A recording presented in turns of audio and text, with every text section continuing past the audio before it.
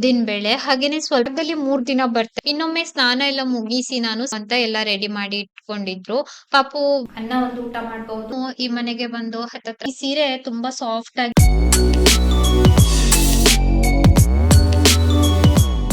Hello ಸ್ನೇಹಿತರೆ, welcome back to my channel. ಇವತ್ತೊಂದು protein ದೋಸೆನ ಶೇರ್ ಮಾಡ್ತಾ ಇದ್ದೀನಿ ಆಯ್ತಾ. ನಾನಿಲ್ಲಿ ಎಲ್ಲಾನು ಒಂದು ಪ್ಲೇಟ್ ಅಲ್ಲಿ ಜೋಡಿಸಿಟ್ಕೊಂಡಿದ್ದೀನಿ. ಕಡಲೆಬೇಳೆ, ಹೆಸರು ಕಾಳು, ತೊಗರಿ ಬೇಳೆ, ಉದ್ದಿನ ಬೇಳೆ, ಹಾಗೇನೆ ಸ್ವಲ್ಪ ಮೆಂತೆ, ಇನ್ನ ಸ್ವಲ್ಪ ಹೆಸರು ಬೇಳೆ, ಹಾಗೇನೆ ಇದು ಬಂದು ಅಕ್ಕಿ. ಇನ್ನ ನೀವು ಕಡಲೆ ಕಾಳೆಲ್ಲ ಹಾಕೊಳ್ಬಹುದು. ಶೇಂಗಾ ಇದ್ರೆ ಅದನ್ನು ಕೂಡ ಸೇರಿಸ್ಕೊಳ್ಬಹುದು. ನಮ್ಮ ಮನೆಯಲ್ಲಿ ಎಷ್ಟು ಬೇಳೆ ಕಾಳುಗಳಿತ್ತೋ ಅಷ್ಟನ್ನ ಮಾತ್ರ ನಾನು ಸೇರಿಸಿರುವಂತದ್ದು. ಇವಾಗ ಇದನ್ನ ಚೆನ್ನಾಗಿ ತೊಳೆದು ನಾನು ನೆನೆಸಿಡ್ತೀನಿ. ಒಂದು 7-8 ಗಂಟೆಗಳ ಕಾಲ ಇದನ್ನ ನೆನೆ ಹಾಕ್ತೀನಿ ನಾನು ಇವಾಗ. ಅಕ್ಕಿನಲ್ಲಿ ಸ್ವಲ್ಪ ಧೂಳಿರ್ತದಲ್ವಾ, ಹಾಗಾಗಿ ನೀಟಾಗಿ ತೊಳೆದು ನೆನೆ ಹಾಕಿದ್ದೆ. ಒಂದು 7-8 ಗಂಟೆಗಳ ಕಾಲ ಬಿಟ್ಟು ನಾನಿಲ್ಲಿ ಮಿಕ್ಸಿನಲ್ಲಿ ರುಬ್ಕೊಳ್ತಾ ಇದ್ದೀನಿ. ಇನ್ನ ಒಂದ್ 2-3 ಬಾರಿ ಚೆನ್ನಾಗಿ ತೊಳೆದು ಮಿಕ್ಸಿನಲ್ಲಿ ರುಬ್ಕೊಳ್ತಾ ಇದ್ದೀನಿ. ನೀವ್ ಇದ್ರ ಜೊತೆ ಸಬ್ಬಕ್ಕಿ ಕೂಡ ಸೇರಿಸ್ಕೊಳ್ಬಹುದು ಬೇಕಂತಂದ್ರೆ, ಇಲ್ಲಾಂದ್ರೆ ಅವಲಕ್ಕಿ ಕೂಡ ಸೇರಿಸ್ಕೊಳ್ಬಹುದು. ನಮ್ಮ ಮನೆಯಲ್ಲಿ ಇವತ್ತು ಅವಲಕ್ಕಿ ಕೂಡ ಇರ್ಲಿಲ್ಲ, ಹಂಗಾಗಿ ಸೇರ್ಸಿಲ್ಲ ಆಯ್ತಾ. ಇವಾಗ ನಾನು ಇವಿಷ್ಟನ್ನು ತೊಳೆದು ರುಬ್ಕೊಳ್ತಾ ಇದ್ದೀನಿ. ನುಣ್ಣಗೆ ರುಬ್ಕೊಳ್ಬೇಕು. ದೋಸೆ ಹಿಟ್ಟಿನ ಹದಕ್ಕೆ ರುಬ್ಕೊಂಡ್ರೆ ಆಯ್ತು ಅಷ್ಟೇನೆ.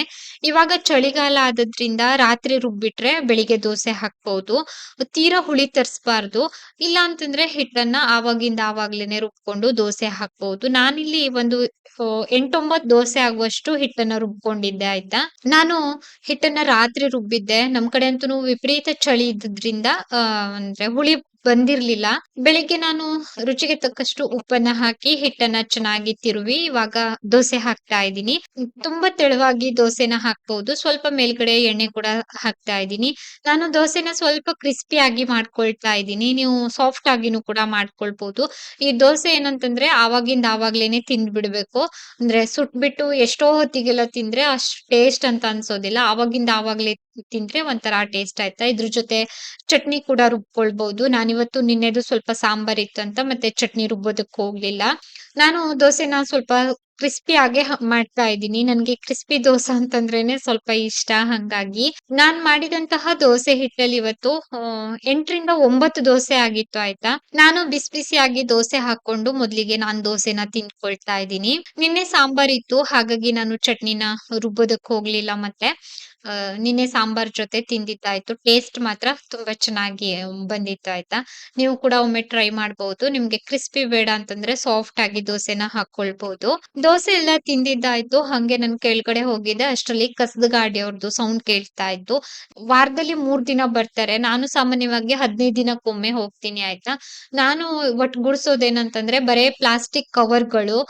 ನನ್ಗೆ ಇತ್ತೀಚಿಗೆ ಅನಿಸ್ತದೆ ಎಷ್ಟು ಪ್ಲಾಸ್ಟಿಕ್ ಕವರ್ ಮನೆಗ್ ಬರ್ತದೆ ಅಂತಂದ್ರೆ ಹೇಳೋದಕ್ಕಾಗೋದಿಲ್ಲ. ಅಂದ್ರೆ ಪ್ಲಾಸ್ಟಿಕ್ ಕವರ್ ಕೊಡೋದಕ್ಕೇನೆ ನಾನು ಹೋಗುವಂತದ್ದು ಕಸದ ಗಾಡಿ ಹತ್ರ. ಕಸ ಎಲ್ಲ ಕೊಟ್ಬಿಟ್ಟು ಬಂದಿದ್ದಾಯ್ತು. ಸ್ವಲ್ಪ ಕೈ ಕಾಲೆಲ್ಲ ತೊಳ್ಕೊಂಡು ಹಂಗೆ ಮೇಲ್ಗಡೆ ಬರ್ತಾ ಇದ್ದೀನಿ. ತುಂಬಾ ಜೋರಾಗಿ ಹಾಡ್ ಹಾಕೊಂಡ್ ಬರ್ತಾರೆ, ಹಂಗಾಗಿ ಕೇಳಿಸ್ತದೆ ಅವ್ರು ಬಂದಿದ್ದು ಸೌಂಡು. ಹಂಗೆ ಸಂಜೆ ಇವತ್ತು ಕುಂಕುಮಕ್ ಹೋಗ್ಬೇಕಿತ್ತು. ಗೀತತ್ತೆ ಸಂಘದಿಂದ ಕುಂಕುಮ ಇತ್ತು. ಇನ್ನೊಮ್ಮೆ ಸ್ನಾನ ಎಲ್ಲ ಮುಗಿಸಿ ನಾನು ಸೀರೆ ಹಾಕೊಂಡು ರೆಡಿ ಆಗಿದ್ದೆ. ದೇವ್ರಿಗೆ ದೀಪ ಹಚ್ಬಿಟ್ಟು ಹೋಗ್ತಾ ಇದ್ದೀನಿ. ಸಂಜೆ ಆಗಿತ್ತಲ್ವಾ, 6 ಗಂಟೆ 5:15 ಸುಮಾರು ನಾವು ಹೊರಟಿದ್ವಿ. ಇಲ್ಲೇ ದೇವಸ್ಥಾನದ ಹತ್ರ ಪ್ರತಿ ವರ್ಷನೂ ಕೂಡ ಅವರ ಸಂಘದಿಂದ ಕುಂಕುಮ ಇರ್ತದೆ. ವಿಜಯತ್ತೆ, ಶಾರದತ್ತೆ, ಗೀತತ್ತೆ ಎಲ್ಲರೂ ಕೂಡ ಇದ್ದಾರೆ. ನಮ್ಮ ಮನೆಯಲ್ಲಿ ಮಾತ್ರ ಯಾರು ನಾವು ಸಂಘಕ್ಕೆಲ್ಲ ಸೇರ್ಕೊಂಡಿಲ್ಲ. ಆಯಿ ಇಲ್ಲಿ ದೇವರಿಗೆ ಹಣ್ಕಾಯಿ ಮಾಡಿಸ್ಬೇಕು ಅಂತ ಎಲ್ಲ ರೆಡಿ ಮಾಡಿ ಇಟ್ಕೊಂಡಿದ್ರು. ಪಾಪು ಬರ್ತೀಯಾ ಅಂತ ಕೇಳಿದ್ರೆ ಬರೋದಿಲ್ಲ ಅಂದ. ಪಾಪು ಮಾವ ಅವ್ರ ಜೊತೆ ಸೈಕಲ್ ತಗೊಂಡು ಅಂಗಡಿಗೆ ಹೋದ. ನಂತರ ನಮ್ ಜೊತೆನೆ ಬಂದಿದ್ದ. ನಂತರ ಅವ್ನ ಅಂಗಡಿಗೆ ಹೋಗ್ಬಿಟ್ಟು ಸ್ವಲ್ಪ ಸ್ನಾಕ್ಸ್ ತಗೊಂಡು ರಿಟರ್ನ್ ಹಂಗೆ ಮನೆಗ್ ಬಂದ. ದೇವಸ್ಥಾನಕ್ ಬಂದಿಲ್ಲ. ಅವನ ಹತ್ರ ದೊಡ್ಡ ಸೈಕಲ್ ಕೂಡ ಇದೆ ಆಯ್ತಾ. ಈ ಚಿಕ್ಕ ಸೈಕಲ್ ಆದ್ರೆ ಅವನು ಬೇಗನೆ ಓಡಿಸಬಹುದು ಅಂತ, ಅಂದ್ರೆ ಫಾಸ್ಟ್ ಆಗಿ ಹೋಗ್ಬಹುದು ಅಂತ ತಗೊಂಡ್ ಹೋಗ್ತಾನೆ ಯಾವಾಗ್ಲೂನು. ನಾವೆಲ್ಲರೂ ಸೇರ್ಬಿಟ್ಟು ದೇವಸ್ಥಾನಕ್ ಹೋದ್ವಿ. ಸಂಜೆ 6:15 ಇವಾಗ ತಾನೇ ಅರಿಶಿನ ಕುಂಕುಮಕ್ಕೆ ಹೋಗಿ ಬಂದಿದ್ದಾಯ್ತು. ಕಡ್ಲೆ ಬಾಳೆಹಣ್ಣೆಲ್ಲ ಕೊಡ್ತಾರೆ ಪ್ರತಿ ವರ್ಷನೂ ಈ ಟೈಮ್ ನಲ್ಲಿ ಗೀತತೆ ಸಂಘದಿಂದ ಕುಂಕುಮ ಇರ್ತದೆ. ಕುಂಕುಮಕ್ಕೆ ಹೋಗಿದ್ದೆ. ಕಡ್ಲೆ ತಿನ್ನೋದಕ್ಕೂ ಆಗೋದಿಲ್ಲ, ಅಷ್ಟು ಹಲ್ಲು ನೋವು ನನ್ಗೆ. ಏನಂದ್ರೆ ಏನು ತಿನ್ನೋದಕ್ಕಾಗೋದಿಲ್ಲ. 2 ಕಡೆನೂ ಕೂಡ ಎಮರ್ಜೆನ್ಸಿ. ಇನ್ನು 1 ವಾರದಲ್ಲಿ ಆಸ್ಪತ್ರೆಗೆ ಹೋಗ್ಲೇಬೇಕು, ಅಷ್ಟು ಹಲ್ಲು ನೋವು ನನ್ಗೆ. ಅಂದ್ರೆ ಏನು ತಿನ್ನೋದಕ್ಕೆ ಆಗೋದಿಲ್ಲ. ಅನ್ನ ಒಂದು ಊಟ ಮಾಡಬಹುದು. ದೋಸೆನೂ ಕೂಡ ತುಂಬಾ ಸಾಫ್ಟ್ ಮಾಡ್ಕೊಡ್ರೆ ತಿನ್ಬಹುದು. ಅಷ್ಟ್ ಬಿಟ್ರೆ ಏನು ತಿನ್ನೋದಕ್ಕಾಗೋದಿಲ್ಲ. ಹಂಗಾಗಿ ಅಲ್ಲ ರೀ ನಮ್ಮನೆಯವ್ರು ಹೇಳ್ತಿದ್ರು ನ್ಯೂ ಇಯರ್ ಪಾರ್ಟಿ ಅಂತ ಕರೆದ್ರೆ ಎಲ್ಲಿ ಹೋಗ್ತೇವೆ ಯಾರು ಕರೆಯೋದಿಲ್ಲ ಹಂಗೆಲ್ಲ ಅಂದ್ರೆ ನಾನ್ ವೆಜ್ ತಿನ್ನೋದಕ್ಕಾಗಲ್ಲ ರೀ. ಇವಾಗ ತಾನೇ ಮನೆಗ್ ಬಂದೆ, ಒಂದಿಷ್ಟು ಕೆಲ್ಸ ಇದೆ, ಕೆಲಸ ಮಾಡ್ಕೊಳ್ಬೇಕು, ದೋಸೆ ಹಿಟ್ಟಿಗೆ ರುಬ್ಬೇಕು, ಸುಮಾರಷ್ಟು ಕೆಲ್ಸ ಇದೆ. ಸಿಗ್ತೀನಿ ಸ್ನೇಹಿತರ ಆಮೇಲೆ. ಹಾಗೆ ನಾನು ಕುತ್ಕೊಂಡು ಒಂದ್ ಸ್ವಲ್ಪ ಬ್ಲೌಸ್ ಎಲ್ಲ ಇತ್ತು, ಕೈ ಹೊಲಿಗೆ ಮಾಡ್ತಾ ಇದ್ದೆ. ಇನ್ನ ಒಂದಿಷ್ಟು ಸೀರೆ ಎಲ್ಲ ಕೊಟ್ಟಿದ್ರು ವಿಜಯತ್ತೆ, ಸೀರೆ ಎಲ್ಲ ರೆಡಿ ಮಾಡಿ ಇಟ್ಟಿದ್ದೀನಿ. ಇಷ್ಟು ಕವರ್ಸ್ ಇದೆ, ಎಲ್ಲಾನು ಕೊಡ್ಬೇಕು ವಿಜಯತ್ತೆಗೆ. ನೆಕ್ಸ್ಟ್ ಡೇ ಕ್ಲಿಪ್ಪಿಂಗ್ ಇದು January 1, 2026 ಕ್ಯಾಲೆಂಡರ್ ಹಾಕ್ತಾ ಇದ್ದೀನಿ. ಪ್ರತಿ ವರ್ಷನೂ ಕೂಡ ಮಾವ ಅವರೇ ತಂದು ಕೊಡ್ತಾರೆ ಹೊಸ ಕ್ಯಾಲೆಂಡರ್ ಅನ್ನ. ಹೊಸ ಕ್ಯಾಲೆಂಡರ್ ಪ್ರಕಾರ ಇದು ಹೊಸ ವರ್ಷ. ನಿಮ್ಮೆಲ್ಲರಿಗೂ ಹೊಸ ವರ್ಷದ ಶುಭಾಶಯಗಳು ಸ್ನೇಹಿತರೆ. ನಾನು ಮೊದ್ಲಿಗೆ ಮನೆ ಕ್ಲೀನಿಂಗ್ ಎಲ್ಲ ಮುಗಿಸಿ ಸ್ನಾನ ಮುಗಿಸ್ಕೊಂಡ್ ಬಂದಿದ್ದೆ, ಕ್ಯಾಲೆಂಡರ್ ಹಾಕ್ತಾ ಇದ್ದೀನಿ. ಹಂಗೆ ಇವಾಗ ಕುಡಿಯೋ ನೀರೆಲ್ಲ ತರೋದಕ್ ಹೋಗ್ಬೇಕು. ನನ್ಗೆ ಇವತ್ತಿನ ದಿನ ಅನ್ಸ್ತಾ ಇತ್ತು ಎಷ್ಟು ಬೇಗನೆ ದಿನಗಳು ಕಳೀತದಲ್ವಾ ಅಂತ. ನಾನು ಈ ಮನೆಗೆ ಬಂದು ಹತ್ತತ್ರ 10 ವರ್ಷನೇ ಆಗ್ತಾ ಬಂತು. ಹಂಗಾಗಿ ಈ ವರ್ಷ ನೀವ್ ಏನ್ ಅನ್ಕೊಂಡಿದಿರೋ ಎಲ್ಲಾನು ಆಸೆಗಳೆಲ್ಲ ಈಡೇರ್ಲಿ ಆಯ್ತಾ. ಹಂಗೆ ನಾನ್ ದೇವ್ರ ಮನೆಗ್ ಹೋದೆ. ಇವತ್ತು ಗುರುವಾರ, ಪ್ರಾರಂಭದ ದಿನನೇ ಇವತ್ತು ಗುರುವಾರ ಬಂದಿದೆ. ನಾವು ರಾಯರನ್ನ ತುಂಬಾ ನಂಬ್ತೀವಿ. ದೇವ್ರು ಈ ವರ್ಷ ನಾನ್ ಬೇಡಿದ್ದೆಲ್ಲ ಕೊಡ್ಲಿ ಅಂತ ಇನ್ನೊಮ್ಮೆ ಕೇಳ್ಕೊಳ್ತೀನಿ. ನನ್ಗೇನೋ ಒಂಥರ ಇವತ್ ಖುಷಿ ಅಂತ ಅನ್ಸ್ತಾ ಇತ್ತು. ಗುರುವಾರ ಬಂದಿದೆ ಅಲ್ವೋ, ಹೊಸ ವರ್ಷ. ಈ ವರ್ಷನಾದ್ರೂನು ದೇವ್ರು ನಮ್ಗೆ ಏನೇನ್ ಬೇಡಿಕೆ ಇದೋ ಅದನ್ನೆಲ್ಲ ಈಡೇರ್ಸ್ಲಿ ಅಂತ ಅನ್ಸ್ತಾ ಇತ್ತು. ಹಂಗೆ ಗುರುವಾರ ಅಲ್ವಾ ಇವತ್ತು, ಹೊಸ ವರ್ಷ ಬೇರೆ. ಸ್ವಲ್ಪ ಪಾಯಸ ಮಾಡೋಣ ಅಂತ ಕಿಚನ್ಗೆ ಬಂದಿದ್ದೆ. ನಾನು ಸ್ವಲ್ಪನೇ ಮಾಡ್ತಾ ಇರುವಂತದ್ದು, ಹಾಗಾಗಿ ಪುಟ್ಟ ಪಾತ್ರೆನ ಇಟ್ಟಿದ್ದೀನಿ. ನಮ್ಮನೆಯಲ್ಲಿ ಸಿಹಿ ಎಲ್ಲ ಜಾಸ್ತಿ ತಿನ್ನೋದೇ ಇಲ್ಲ ಅಂತಲ್ಲ, ಸ್ವಲ್ಪ ನಾವು ಕಡಿಮೆನೆ ಆಯ್ತಾ ಇಬ್ರುನು. ಹಂಗಾಗಿ ನಾನು ತುಪ್ಪದಲ್ಲಿ ಸ್ವಲ್ಪ ಗೋಡಂಬಿನ ಹುರಿದಿಟ್ಕೊಂಡೆ. ಇತ್ತೀಚೆಗೆ ನನ್ಗೆ ದ್ರಾಕ್ಷಿ ಅಷ್ಟ್ ಇಷ್ಟ ಆಗೋದಿಲ್ಲ, ಹಂಗೆ ತಿನ್ನೋದಕ್ ಇಷ್ಟ ಪಡ್ತೀನಿ. ಪಾಯಸದಲ್ಲಿ ಹಾಕಿದ್ದು ದ್ರಾಕ್ಷಿ ಅಷ್ಟ್ ಇಷ್ಟ ಆಗೋದಿಲ್ಲ, ದಪ್ಪ ದಪ್ಪ ಆಗ್ತದಲ್ವಾ. ಹಂಗಾಗಿ ದ್ರಾಕ್ಷಿ ತರೋದೇ ಇಲ್ಲ. ಅದೇ ಪಾತ್ರೆಗೆ ಮತ್ತೆ ಸ್ವಲ್ಪ ತುಪ್ಪ ಹಾಕ್ಬಿಟ್ಟು ಈ ಶಾವ್ಗೆನ ಹುರಿದಿಟ್ಕೊಂಡಿದ್ದೆ.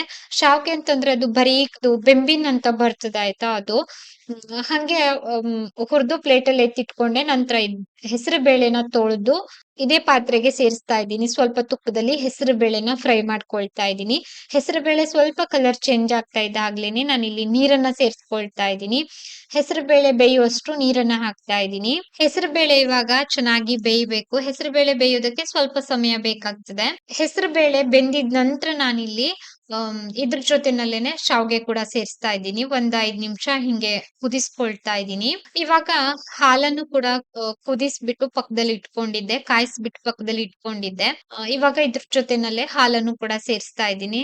ಶಾವ್ಗೆ ಸ್ವಲ್ಪ ಅರಳ್ಕೊಳ್ತಾ ಇದ್ದಾಗ್ಲೇ ಹಾಲನ್ನ ಹಾಕ್ತಾ ಇದ್ದೀನಿ. ಹಂಗೆ ನಾನ್ ಪಕ್ಕದಲ್ಲಿ ಏಲಕ್ಕಿ ಕೂಡ ಪುಟ್ಟಿ ಪುಡಿ ಮಾಡಿ ಇಟ್ಕೊಂಡಿದ್ದೆ. ಪಾಯಸ ಕುದಿತಾ ಇದ್ದ ಹಾಗ್ಲೇನೆ ನಾನು ಇವಾಗ ಸ್ವಲ್ಪ ಸಕ್ಕರೆ ಕೂಡ ಆಡ್ ಮಾಡ್ತಾ ಇದ್ದೀನಿ. ಈ ಹಾಲಾಕಿ ಪಾಯಸ ಮಾಡಿದಾಗ ಬೆಲ್ಲ ಹಾಕಿದ್ರೆ ಒಡೆದು ಬಿಡ್ತದೆ ಪಾಯಸ ಆಯ್ತಾ, ಹಂಗಾಗಿ ಸಕ್ಕರೆ ಹಾಕ್ಬೇಕಾಗ್ತದೆ.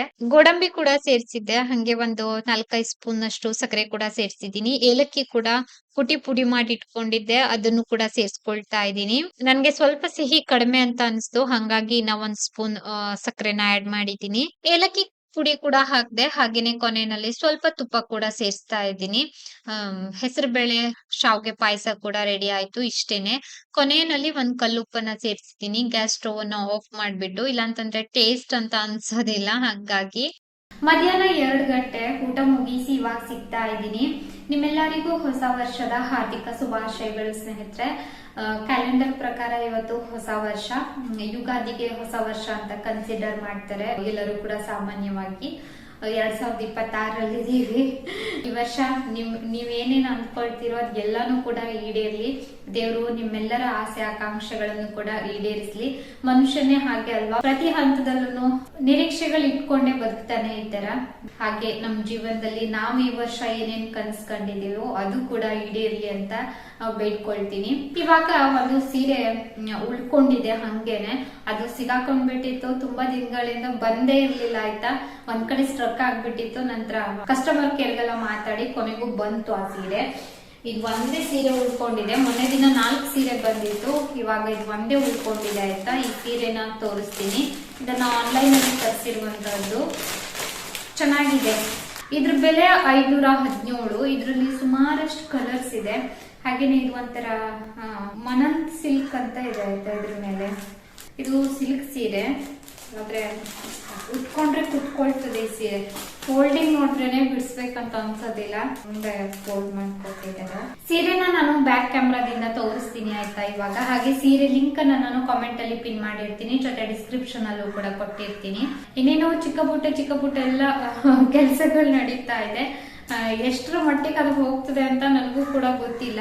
ನೋಡೋಣ, ನಮ್ಮ ಹತ್ರ ಎಷ್ಟು ಸಾಧ್ಯನೋ ಅಷ್ಟು ಎಫರ್ಟ್ ಅನ್ನ ಹಾಕುವಂತದ್ದು ನಾವು. ಇನ್ನ ಅದ್ರದ್ದು ರಿಸಲ್ಟ್ ಕೊಡೋದು ದೇವ್ರಲ್ವಾ ಸ್ನೇಹಿತರೆ, ಹಂಗೇನೆ. ಈ ಸೀರೆನಲ್ಲಿ ತುಂಬಾ ಕಲರ್ಸ್ ಅವೈಲೇಬಲ್ ಇದೆ ಆಯ್ತಾ. ಈ ಸೀರೆ ತುಂಬಾ ಸಾಫ್ಟ್ ಆಗಿದೆ, ತುಂಬಾ ಚೆನ್ನಾಗಿದೆ. ಪರ್ಸನಲಿ ನನಗೆ ತುಂಬಾ ಇಷ್ಟ ಆಯ್ತು ಈ ಸೀರೆ ಓಪನ್ ಮಾಡ್ತಾ ಇದ್ದೀನಿ. ಇದ್ ಬಂದು ಸೀರೆದು ಬ್ಲೌಸ್ ಪೀಸ್ ಆಯ್ತಾ. ಬ್ಲೌಸ್ ಪೀಸ್ ಬಂದು ಈ ತರ ಬಂದಿದೆ. ಈ ಸೀರೆದು ಒಂದ್ ಕಡೆ ಬಾರ್ಡರ್ ದೊಡ್ಡದಾಗಿ, ಇನ್ನ ಒಂದ್ ಕಡೆ ಬಾರ್ಡರ್ ಚಿಕ್ಕದಾಗಿ ಬಂದಿರುವಂತದ್ದು. ಇಲ್ಲಿ ನಾನು ಇವಾಗ ಸೀರೆ ಸೆರಗು ಹುಡುಕ್ತಾ ಇದ್ದೆ. ಇದೇ ಸೀರೆಯ ಸೆರಗು ನಾನು ಇವಾಗ ತೋರಿಸ್ತಾ ಇರುವಂತದ್ದು. ಇದ್ ಬಂದು ಸೀರೆಯ ಸೆರಗು ಆಯ್ತಾ. ಇವಾಗ ನೀವು ನೋಡ್ಬೋದು ಇಲ್ಲಿ ನಾನು ಫುಲ್ ಫೋಲ್ಡಿಂಗ್ ಅನ್ನ ಅಂದ್ರೆ ಹರಡ್ಲಿಲ್ಲ, ಮತ್ತೆ ಇದೇ ರೀತಿ ಮಾಡಿಸೋದಕ್ಕಾಗೋದಿಲ್ಲ ಅಂತ. ರಾತ್ರಿ 10:30 ಇವತ್ತು ಗುರುವಾರ ಆದ್ರಿಂದ ಚಪಾತಿ ತಿಂದಿದ್ದಾಯ್ತು. ಚಪಾತಿ ತಿಂದು ವಿಡಿಯೋಗೆ ವಾಯ್ಸ್ ಓವರ್ ಹಾಕ್ತಾ ಇದ್ದೆ. ವಿಡಿಯೋಗೆ ವಾಯ್ಸ್ ಓವರ್ ಕೂಡ ಕೊಟ್ಟಿದ್ದಾಯ್ತು. ಇವತ್ತು ಸ್ವಲ್ಪ ಚಳಿ ಆಯ್ತಾ ನಮ್ ಕಡೆ, ತುಂಬಾ ಚಳಿ ಇವತ್ತು. ಹಂಗಾಗಿ ಸ್ವೆಟರ್ ಎಲ್ಲ ಹಾಕೊಂಡು ಕುತ್ಕೊಂಡ್ ಬಿಟ್ಟಿದೀನಿ. ಇವತ್ತಿನ ದಿನ ತುಂಬಾ ಚೆನ್ನಾಗಿ ಹೋಯ್ತು ಸ್ನೇಹಿತರೆ. ವರ್ಷ ಪೂರ್ತಿ ಹಿಂಗೆ ಹೋಗ್ಲಿ, ತುಂಬಾ ಚೆನ್ನಾಗಿ ಆರಾಮಾಗಿ ಕೈ ತುಂಬಾ ಕೆಲ್ಸ ಸಿಗ್ಲಿ, ಇದೊಂದನ್ನ ದೇವ್ರ ಹತ್ರ ಬೇಡ್ಕೊಳ್ತೀನಿ.